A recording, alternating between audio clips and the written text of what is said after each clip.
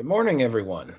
I don't do these things very often, but I figured today it's time to ramble a little bit.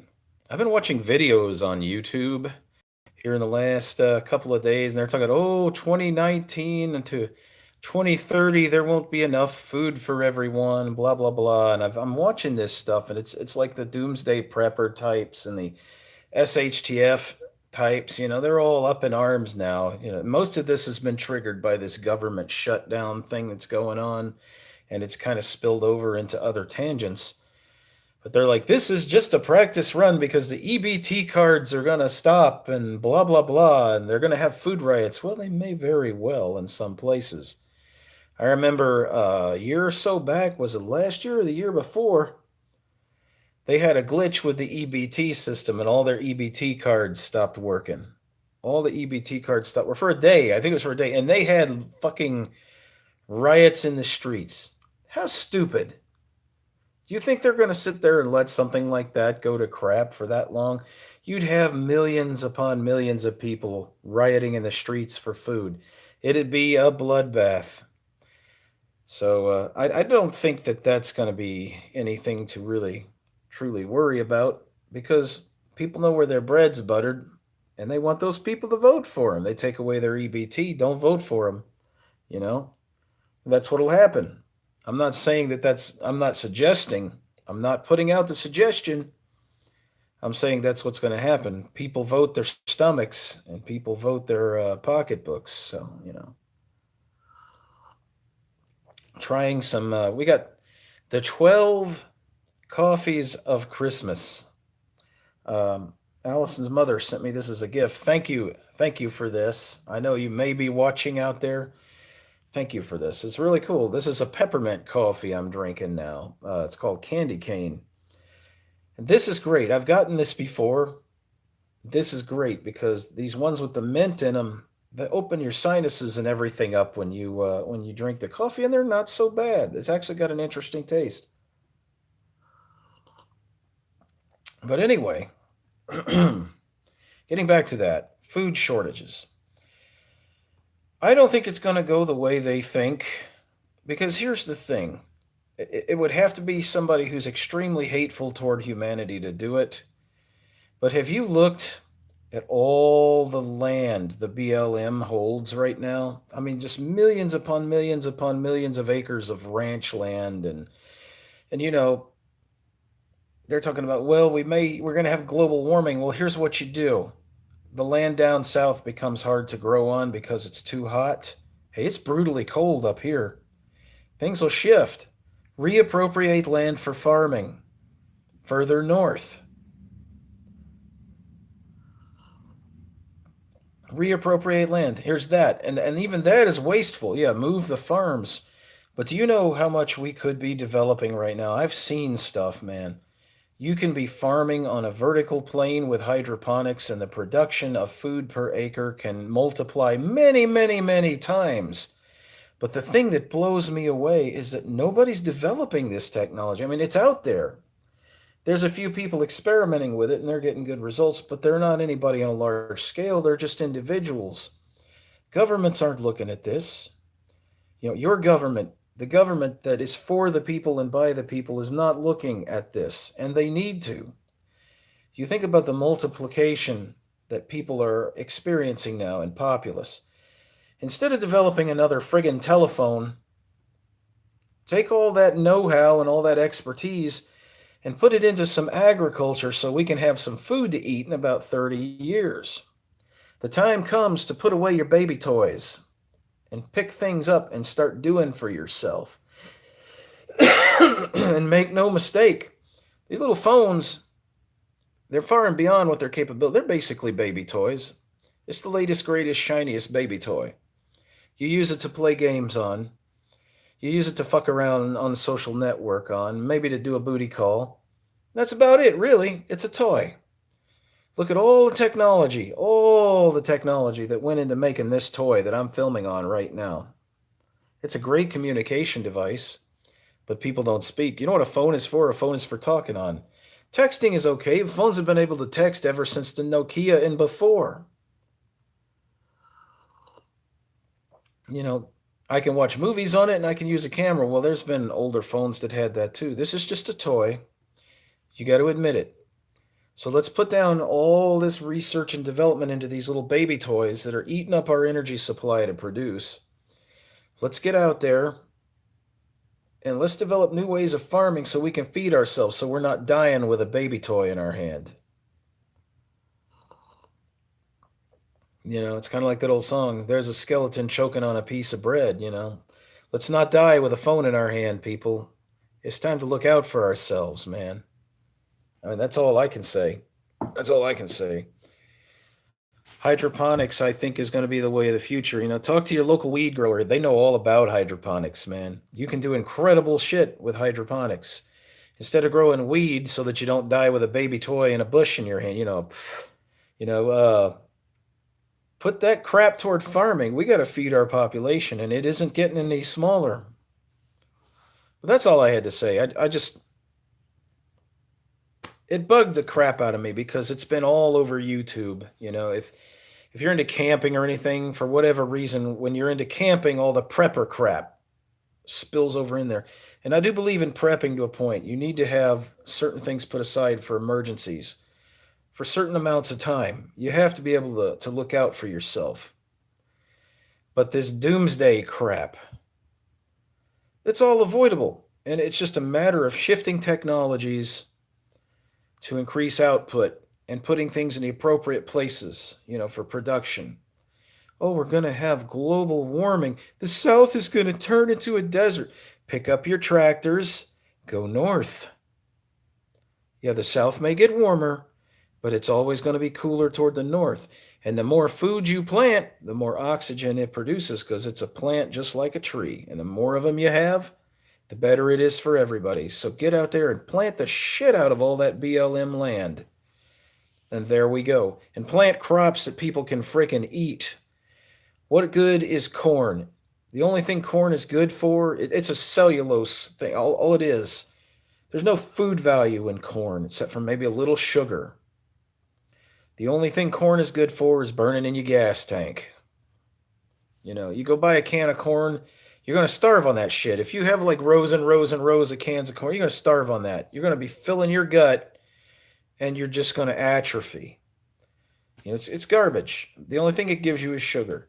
If you're going to plant stuff, plant beans, plant maize, plant quinoa, plants that are rich and high in protein and other minerals and nutrients. And then find a way to supplement the populace with high levels of taurine so that their bodies can make use of the proteins that they eat and the foods that they eat. Do you realize that's why old people atrophy so fast? Their body's production of taurine drops, and they can't process the proteins they take in. When you get past the age of 45, you should be supplementing with at least 2 grams of taurine a day. And don't get it through energy drinks. That's garbage. Go and get you a supplement. It's the cheapest thing on the earth that nobody knows about. Of course, now that they do, it'll probably start going up in price. But you can get like a 2-month supply of taurine for like about $10 or so, somewhere in there. In tablet form. You can get it in powder form too. But the tablet's the most efficient way to do it. And if you want powder, just crush it up. But anyway, that whole thing about the food crisis. Oh, the food crisis is coming. The only other thing about that's going to make it a crisis is we don't have we have a few farmers out here, but we don't have a huge farming community. You realize how much food we import? How much food we import from China? We're putting our trust in these people. It's kind of like OPEC. A lot of you out there are not old enough to remember what OPEC did to us in the 70s. They embargoed us. We had a fuel crisis, quote unquote, a fuel crisis. Lines for miles and miles around blocks and blocks, people fighting over gasoline. It wasn't a natural disaster. OPEC decided they were going to cut us off for a while. And the real reason you're driving hybrid cars and all that, it's not green. Green is what they've attached to it now. All these super fuel efficient cars They are out because of the fuel crisis of the 70s. We had to start designing cars that could run on less and less gas so we could go further and further before we had to get in that huge ass line that was a mile long. Yeah, a lot of you don't look that up. Cars like the Volkswagen Rabbit and all these other little bitty cars, that was why they came out. Before that we had these big honking muscle cars. You look at it now, they've come back. The big SUVs are kind of in their place now, but the big honking muscle cars, like the god awful looking Dodge Challenger, that thing, it looks like it was cut from a cardboard box. Uh, you know, all those big land yacht cars. The 70s hit and the fuel crisis hit, and they went. And now you just see people driving the hoopty versions of them around, because they're falling apart and it's all they can afford. But yeah, that's where your small fuel efficient cars came from. And we trust other nations to supply us with our food supply. No. It's dumb. Just like we're trusting other nations now for our steel. We don't have, I don't know how much steel production we have anymore. Probably not much at all. As far as I know, we need to start training people to produce steel and things like that, because I tell you, the way the politics are going now, we're going to have to develop our own industry. We're going to have to. We're in the middle of a trade war with China. The borders are being closed off, which, yeah, there needs to be tighter regulation of the borders. I don't know that a wall is or is not the answer. It may be for some things. I do believe that for legal immigration, any immigration, they need to be funneled into the official ways into the country. Anytime you're crossing the border into another country to exploit, that's a criminal act. I wouldn't do that to Mexico. I'm not going to go run into Mexico and take advantage of their economy if they had a better economy. I wouldn't, because it's breaking the law. Not only that, but it's a douche thing to do to the people of that country. Go over there and steal their work and their job and their incomes and funnel it over to my country. Why would I do that? That's a kind of warfare in a way, if you really think about it. Do I think it ought to result in a government shutdown? I don't know. I think it's all bullshit anyway, but it's just a bunch of. What you got to look at is this big song and dance that's going on right now. That's this hand of the magician. What you got to be watching for is this hand of the magician. What is this hand of the magician doing out here in the middle of nowhere where your attention is not focused? That's all this is. It's all it's ever been, even before Trump, before Clinton, before Obama, before all of them, these latest presidents. It's always been the one hand diverts the attention from the other. And if you look at how the government works and you understand that that's how it works, you can see that this is a circus that's diverting your attention from something far more important somewhere. Somewhere something is going on that you are not thinking about. And the answer, you need to go ahead and search yourself for the answer to that question. What's going on out there that they want going on over here for, Didn't fall off the turnip truck yesterday. But yeah. And like I said, it's a rambling day, so I'm rambling, but the food shortage thing is what I'm trying to stay on. There doesn't need to be one. Do you realize with vertical farming, scaffolded farming, hydroponics, and the millions and millions and millions and millions of acres of land that the BLM has control of, we could save this planet. We could save this planet. Somebody could earn a Nobel Prize. I know there's a Nobel Prize and it's somewhere for somebody. Of course, those idiots give a prize for just about any damn thing nowadays. But anyway, yeah, we could save this planet. And that's all it would take. The entire world, not just the armies of the world, the entire world runs on its stomach. And that's all you need to know. Well, there's other things it runs on, replicates itself on, but for you to live, you run on your stomach. And it's all, no matter how rich or poor you are, And no matter what you have and what you don't have, it's hand to mouth. Putting that sandwich in that pie hole. Nom, nom, nom, nom, nom. And when that stops, things are going to get ugly. But we don't need it to stop. It can be fixed, you know, at least for probably the next few decades, maybe even further, you know. Why not build a, you got all this little ISS floating around. Why not build a big platform or a big biosphere in space? We could expand our farming out. You don't necessarily have to farm on the ground. With hydroponics, you can farm anywhere. Hell, there's a use for the moon. Put a friggin' biosphere up there and farm that shit and send it back to Earth, you know? Who knows? You know, if the moon is a piece of the Earth, if it's a piece broken off of the Earth, it's got soil. It may not have many, well, certain plants don't need a shit ton of nutrients. A lot of plants, it's mostly the minerals they're dependent on and the atmosphere. If you're supplying them a carbon dioxide rich atmosphere and you're supplying them minerals in the soil, which is basically what you're doing with hydroponics. With hydroponics, you could set up a big farming facility off world. I mean, that's way out there, but you could do it. You could do it. Fuck this space tourism thing, put it to some practical use, feed the populace, bring industry out there. Tourists, you know, the only ones that'll ever go up will be millionaires, right? It's never going to get cheap enough for the average Joe sitting in his house. What tourism is that?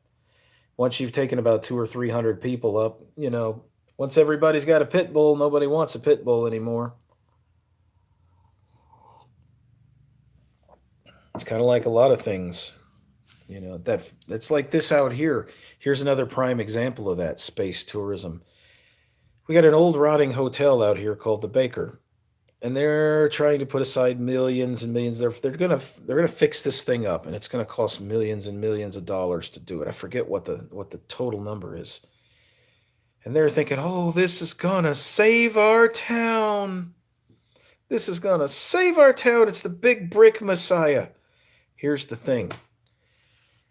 You're gonna fix that up. You're gonna spend all of the property taxpayers' money and this and that and the other to fix this thing. And everybody I know around here says, I'm going to spend a night at the Baker when they fix it. You know what? Everybody's going to spend their night at the Baker, and then it's just going to become what it was. It's going to have very little business. Because the reason people used to come out here was because there was a mineral spring, and back then the fad was, oh man, if you go and you swim in that mineral water pool, it'll heal everything that ails you. They found out scientifically that's bullshit. And the fad went away. When modern medicine came along, the fad went away. The only ones you see that'll be doing it are woo out there, they don't, the pseudoscience types. Then again, it might do okay because pseudoscience is getting to be big now. But no, I don't think it'll ever be what it was. Once everybody's had their night at the Baker, I'm going up there. Because I want to see what it was like to, in 1929 to 1970. I want to see what it was like to stay at the Baker. So I may go and buy a room and I may stay up there. I know at least everybody on our block is going to do it. But once that happens, and once your little rich socialites do their thing and they go back to Dallas, that's going to be it. That's going to be it. And they'll keep it alive by holding events there, maybe. They'll have proms there and bullshit like that. It didn't work the last time. It's not going to last this time. You got to have some kind of a stable foundation. You got to have something other than what that is to carry it. If they don't put other businesses in there or offices on some of those floors, I don't see that thing surviving. That's going to be a lot of money flushed down the toilet. I think the Chinese tourists are going to come down and stay there because it's a Chinese group that's redoing it, So who knows? Who knows? I think Nix, the guy who's buying up all the old dilapidated and abandoned buildings here and putting businesses back in them, I think he's got the right idea. Town needs to be rebuilt on a firm foundation, small businesses that offer something to the community. And like what he did, he bought the Crazy Water Hotel. and the lobby has a market in it. And then it has, I think, 3 or 4 floors above that, they're putting apartments. They're putting efficiency apartments in it. And then they're also going to have the hotel function, and they're going to have offices. That's how you have to do it. Otherwise it's just going to go to crap just like it was. And the markets need to, and he's doing this, and this is cool. The markets need to be priced in the range that everybody in town, or at least the majority of people, can afford to shop there. Not necessarily a Walmart, but a place you might go on the weekend for leisure shopping, or you may want to eat out, but it's not priced so out of this world that the people a block away can't eat there. See, Dallas, a lot of places in Fort Worth and Dallas kind of screwed up that way as they tried to do the whole upscale thing. And that's good for your socialites, but it's not good for your townies. So he's kind of got the right idea here from what I can tell. He's pricing it where the townies can come out, maybe once a week, or maybe, once every 2 weeks, a paycheck. You can go down there and you can blow a little in the marketplace. And they've got a nice little posh restaurant. It's a nice one, man. They just opened it not long ago. And I went in there, and it has a full functioning bar. You can buy beer or wine there. Or you can have lunch there. I mean, it's got the little cafe section off to the side. It's really nice. A lot of chrome, a lot of stainless steel, a lot of brick. The decor is decent, but it's a nice place to sit and eat. And me and my other half went over there and we had lunch, and she loved it. And we went over there and shopped in the marketplace. The buildings are also interconnected to each other. You don't have to go out on the street and then go down to the next store and go in. Each one of these things, I'm sorry, I'm holding that a little close, ain't I? I'm trying to one hand that coffee. each one of these places, they have a door linking them, a big wide arch up in the front. So you don't have to go out in the filth to shop. And the stuff they've got is really useful. It's not so overpriced that I couldn't re-equip if I had to, like their basic everyday stuff, their breads and their foods and their coffees and their, the other things that are in all these places. They're a little on the high end, but they're not so high on the high end that you can't buy them. You could re-equip even on a basic income. So I like that. And you don't have to walk far. Excuse me. I've got some drainage going on. Which is why I'm drinking this hot coffee with the mint in it. It's not so hot anymore. But it's really cool, and he's doing this all over town. Excuse me. He's doing this all over town. The flea markets and stuff. He's opened a flea market down where he bought the big, what was that bank? Bank of America building. He bought that. The city was going to tax everybody in town. Was going to tax everybody in town to get that. And they were going to move all the, a lot of their administrative functions over into this building. They got a perfectly functional city hall that's historic here. And they barely have it filled with anything. They got, it's doing its job, and it's in great shape. Architecturally, it's sound as a rock. It's right across from the post office. So you can do everything in one spot. And they want to move all their administrative stuff way down the road to that thing. For people who walk, one of the great things about Mineral Wells, if you're vision impaired like I am, people who walk can get anywhere in this town. Why do you want to break up the central core operation of this town and move stuff to the far-flung corners? That really puts a lot of people who are on foot at a disadvantage. And I'm not the only one. There's quite a few people on foot out here. See, there used to be a military base, Fort Walters, just a little ways over. This is where the soldiers came on leave. And this town was designed so you could walk this town, basically park and walk around. It's very geared to the pedestrian. Why would they want to kill that? In fact, I would say they need to gear it more to the pedestrian. It'll make it a greener town. If you want to go green, it'll make it a greener town, and it'll make it more efficient for people. They don't have to keep dragging their cars out just to go to the other side of town, So keep it pedestrian, I think. But anyway, I've rambled long enough. I just thought I would talk to you guys. My sinuses and everything are about to fall apart, and it's gonna get bad trying to talk like that. So, and plus, I'm pretty sure a lot of y'all are wanting to move on to bigger and better things. So, I'll let y'all go. Y'all have a good one. And family, I'm still alive. I'm still kicking. Yeah, still have all my marbles. Trying to keep them anyway. You know how that gets as you get older. But y'all have a good one, and try to have a nice time. Treat your